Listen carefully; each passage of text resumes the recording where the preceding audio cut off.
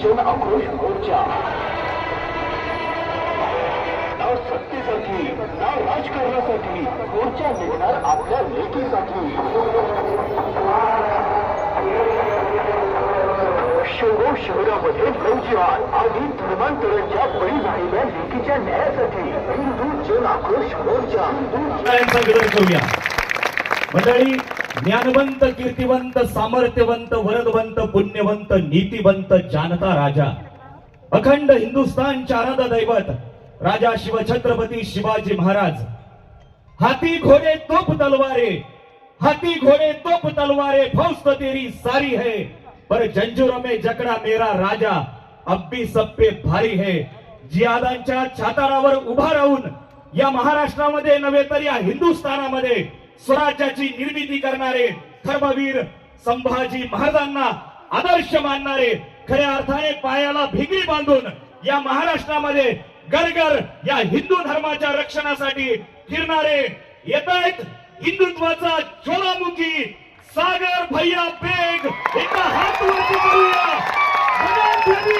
नारा देऊया छत्रपती शिवाजी महाराज की धर्मवीर छत्रपती संभाजी महाराज की. अरे जय श्रीराम.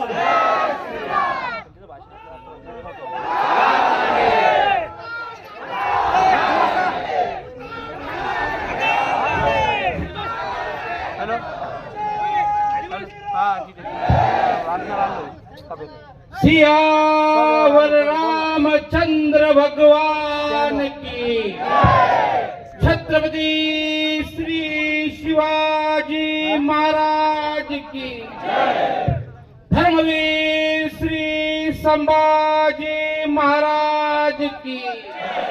भारत माता की भारत माता की. डॉक्टर बाबासाहेब आंबेडकरांचा लोकशाहीर अण्णाभाऊ साठेंचा सनातन हिंदू धर्म की जय श्रीराम. जय जय श्रीराम.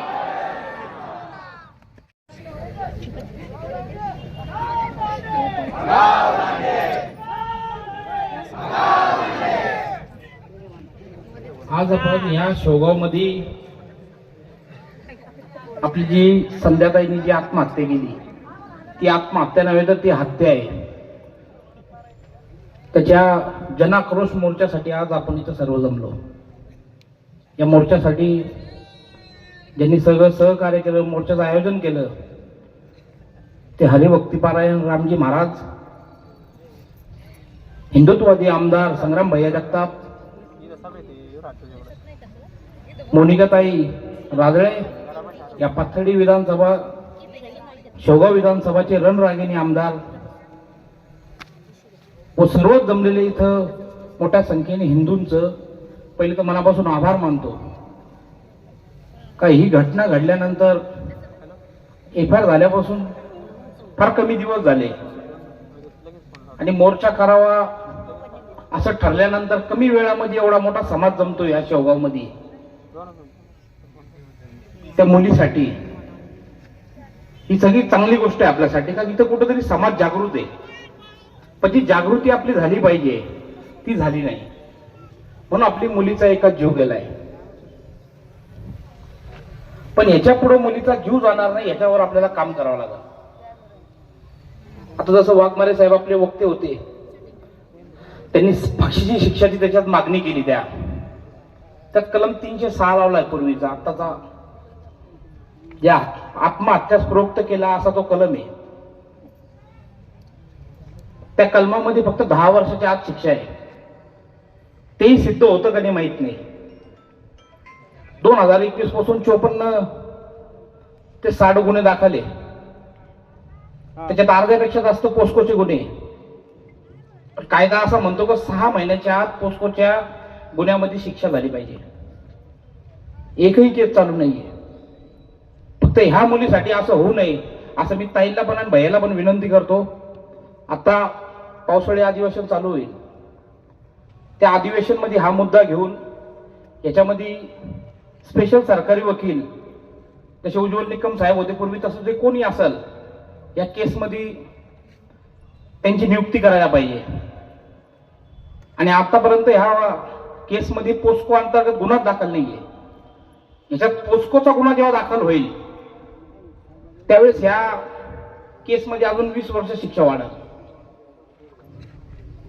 ती पोस्को अंतर्गत प्रशासन गुन्हा कधी दाखल करणार आहे त्यांनी आजच आपल्या सगळ्या पोरांनी इथं थांबून राहायचं आणि प्रशासनाकडून आजच लिहून घ्यायचं का पोस्को अंतर्गत गुन्हा दाखल कधी करणार आहे.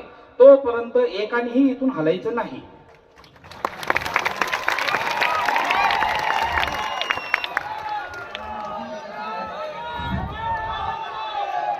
प्रत्येक माणसं त्याचे काम धंदे सोडून आज या मुलीसाठी आपण सर्व इथं जमले. प्रत्येक माणसं आज इथून गेल्यानंतर कदाचित काही लोक दुसऱ्या दिवशी बोलणं तर येणार पण नाही. सगळ्यांचे वेगवेगळे कामं असतील. त्यासाठी आज जायचं नाही, इथंच थांबायचं आणि गुन्हा दाखल करून घ्यायचा. प्रशासनाने चांगलं काम केलं. FIR झाल्यानंतर लवकरात लवकर त्याला अटक केली, त्याबद्दल प्रशासनाचं आम्ही अभिनंदन करतो. पण पळाल्यापासून तर आश्रय दिल्यापर्यंत त्याला अटक करायची.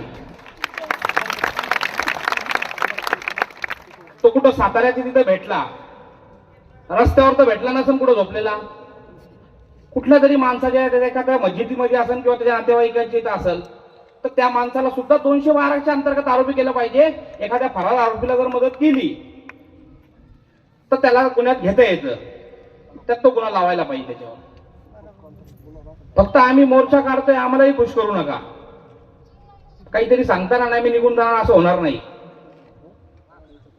कारण ही एक मुलगी नाहीये, या महाराष्ट्रामध्ये अनेक मुली आमच्या अशाच लव्ह जिहाद मध्ये फसताय आणि आत्महत्या करताय. आता तरी 12 दिवसानंतर FIR दाखल झाली. मुलगी वारल्यानंतर 12व्या दिवशी FIR दाखल झालेली. त्यासाठी या हिंदुत्ववादी पोरांनी मोठा त्यांचा सहभाग आहे.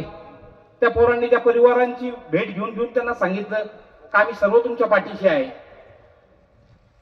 ते लोक तयार झाले, गुन्हा दाखल झाला, आरोपी अटक झाला. पण याच्यात निष्पन्न झाला पाहिजे, त्याला शिक्षा झाली पाहिजे. ज्या ज्या लोकांनी त्याला साथ दिली त्या सर्वांना शिक्षा झाली पाहिजे.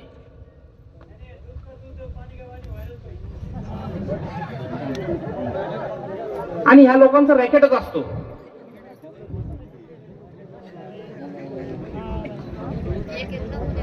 पोस्को अंतर्गत गुन्हा दाखल झालाय असे आता माहिती दिली यांनी.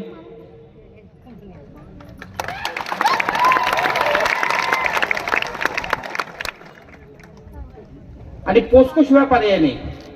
किती दिवसापासून त्याच्या संपर्कात होती, कोण कोण आरोपीला त्या मदत करत होतं ते सर्व निघलं पाहिजे.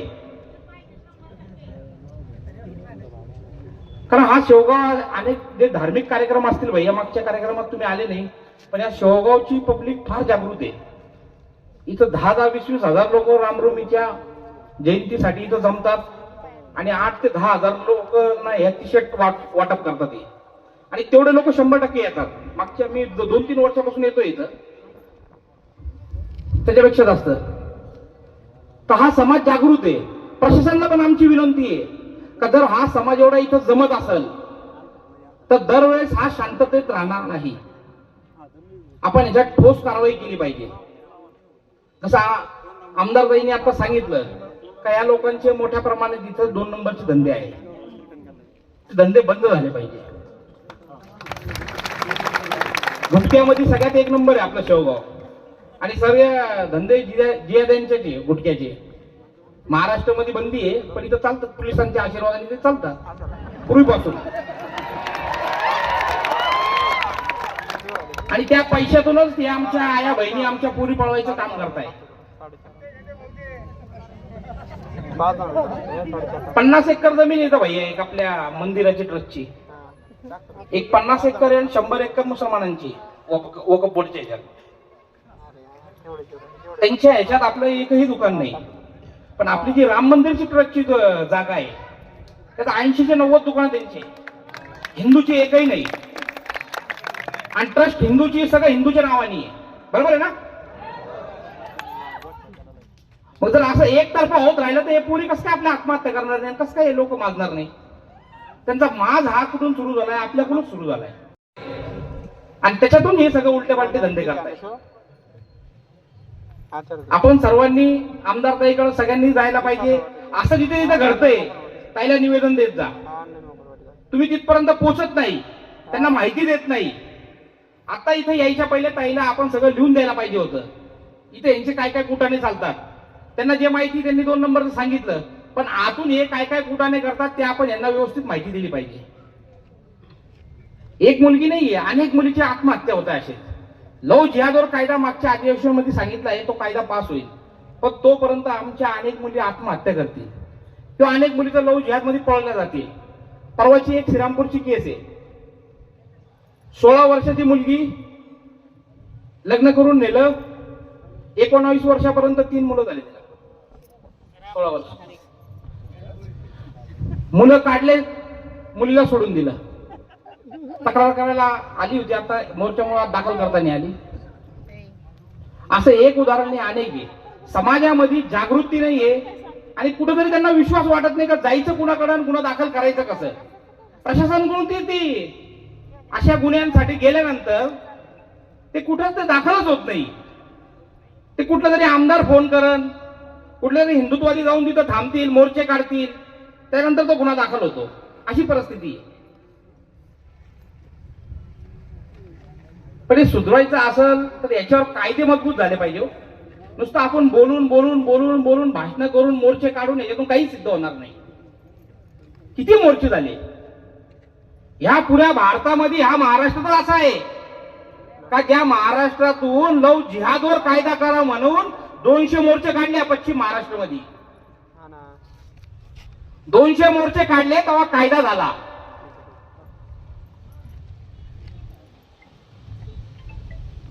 ह्याच महाराष्ट्रामध्ये पहिल्यांदा गौमातेला राजमातेचा दर्जा दिला. भारतात कुठंच नाही दिला तो. तरी सुद्धा शेवगावचे कत्लखाने थांबलेत का? आता एक तर म्हणलं पोलीस स्टेशनच्या बाजूलाच कुठेतरी कत्लखाना चालतो पाठीमाग.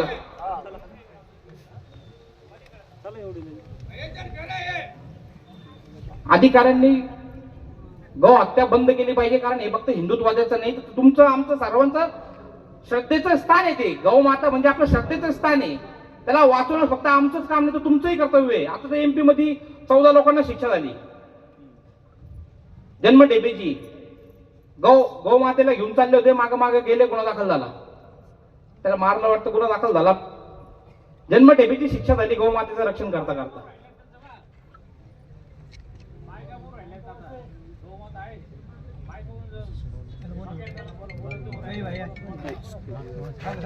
ह्या सगळ्या 2 नंबरचे जनतेचे गौ मातेचा कत्ली होतात. ह्या पैशामधून ह्या पोरी पळवल्या जातात.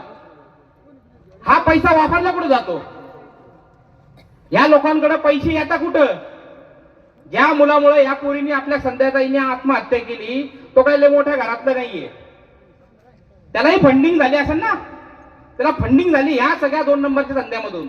मेन धंदे भंगारचे दिसताना छोटे दिसतात, दिसताना फार छोटे धंदे दिसतात. ते मोठे मोठे चोरीच्या गाड्या तोडल्या जातात, इनलिगल गोदाम असतात. असं नाही तर पण अनेक गोदाम असतील. त्या गोदामांवर कारवाई झाली पाहिजे. कुठलाही GST भरत नाही, कारवाई होत नाही.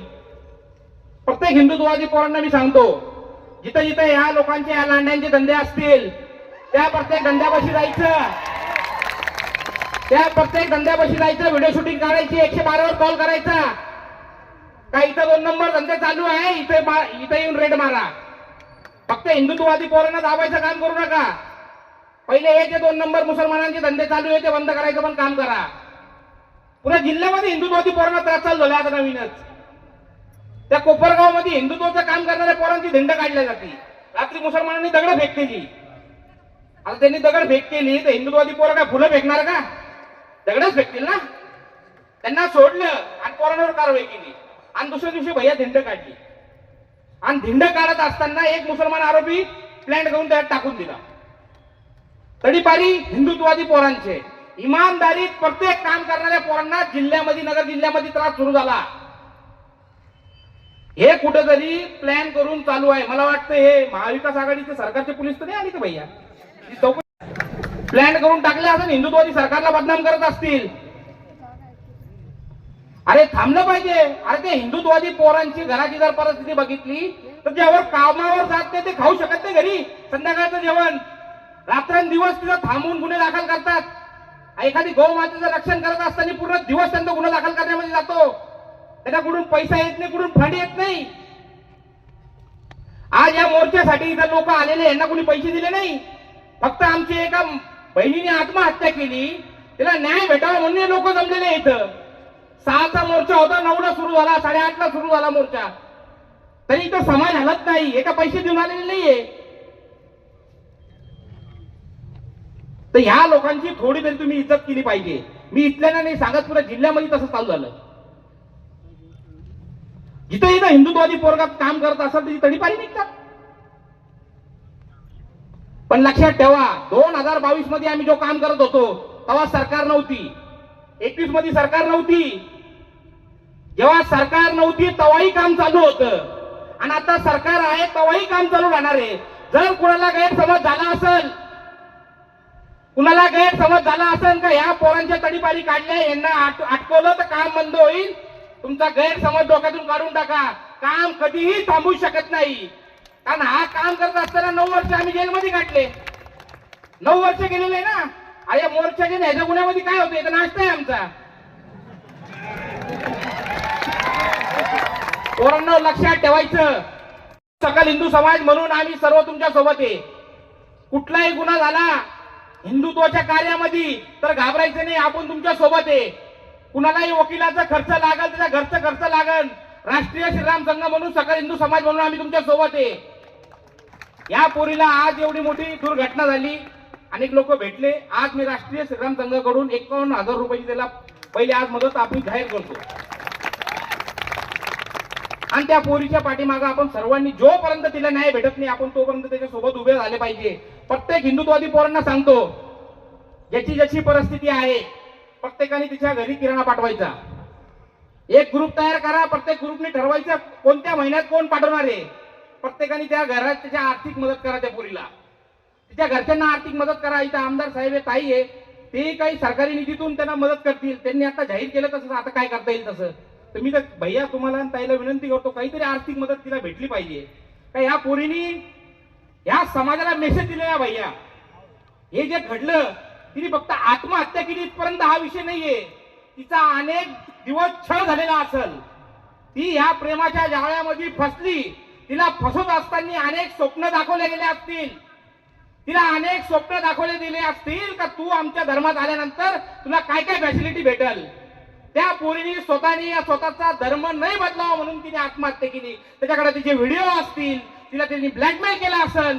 अशा आमच्या हिंदुत्ववादी तरुणीला आपण सर्वांनी न्याय दिला पाहिजे आणि तिला आर्थिक मदत केली पाहिजे, अशी मी सर्वांना विनंती करतो.